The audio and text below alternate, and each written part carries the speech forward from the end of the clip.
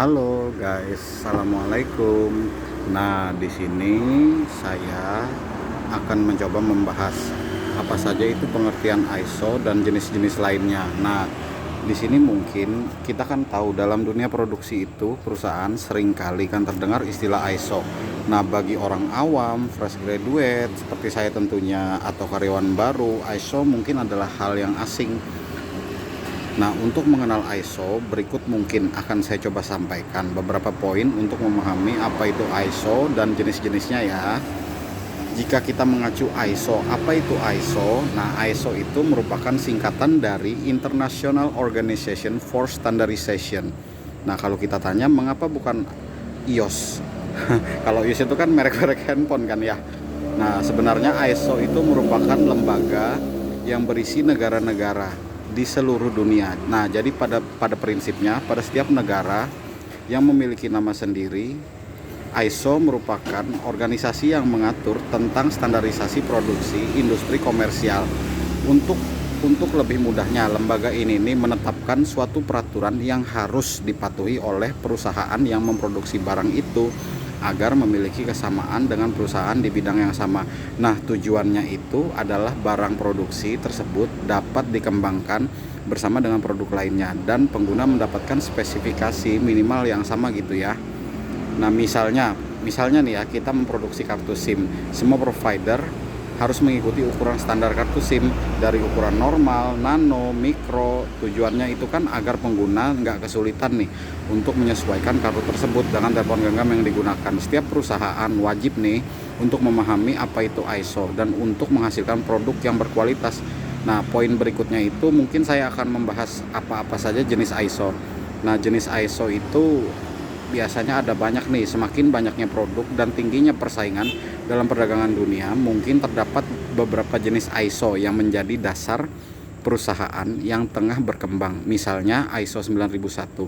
Apa itu ISO 9001? Nah, ISO 9001 itu merupakan standar internasional nih ya, yang mengatur tentang standar kualitas dan mutu produk.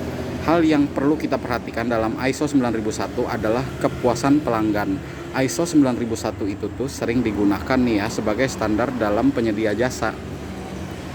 Nah, untuk mencapai ISO 9001, perusahaan harus sepakat dan meningkatkan kinerjanya nih agar sesuai dengan kriteria yang dicari oleh pengguna.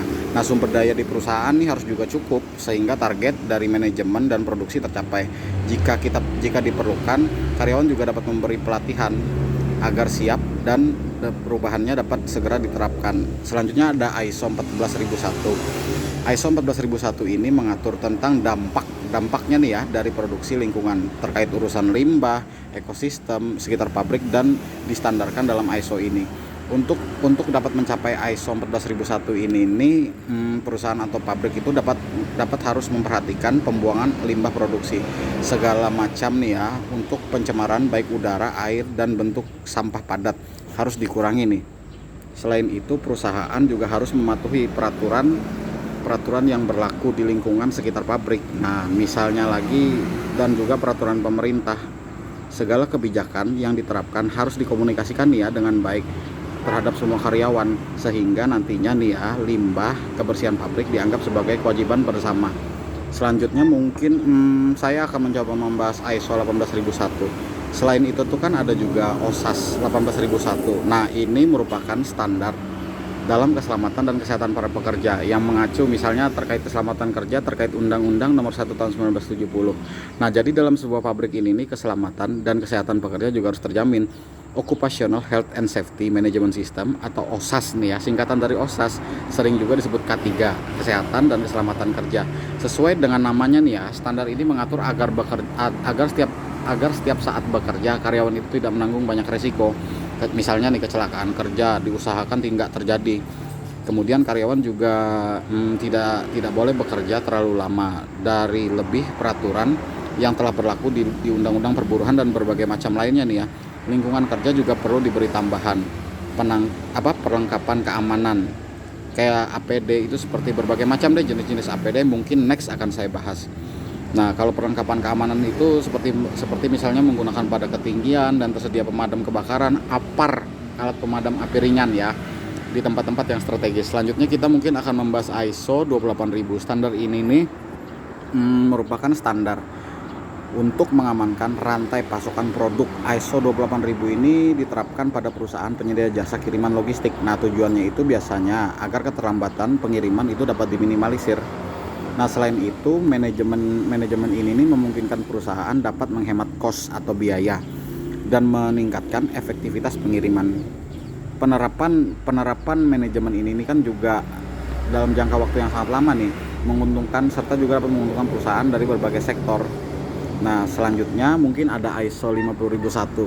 Apa itu ISO 50001? Nah, standar ini nih berfungsi untuk meningkatkan efektivitas dan manajemen penggunaan energi. Nah, semua perusahaan baik besar maupun kecil pasti menggunakan energi untuk menjalankan produksi.